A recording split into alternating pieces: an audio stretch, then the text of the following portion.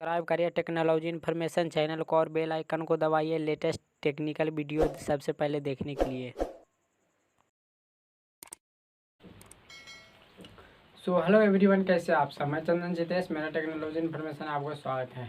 क्या कभी अपना मोबाइल में डू नॉट डिस्टर्ब मोड किए हैं? थोड़ा करके तो देखिए, कितना अच्छा, कितना सुकून मिलेगा अंदर से।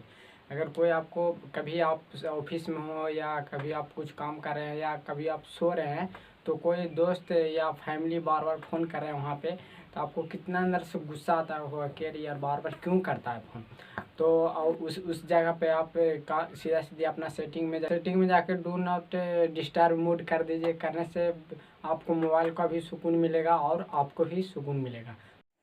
तो चलिए फ्रेंड, वीडियो स्टार्ट करते हैं। तो सबसे पहले अपना मोबाइल का सेटिंग खोल लें। तो मोबाइल के सेटिंग खोलने के बाद देखिए, मोबाइल के सेटिंग खोलने के बाद यहाँ पे देखिए डू नॉट डिस्टर्ब है, यहाँ पे क्लिक करेंगे। यहाँ पे क्लिक करने के बाद देखिए सबसे ऊपर में डू नॉट डिस्टर्ब पर क्लिक कर दें।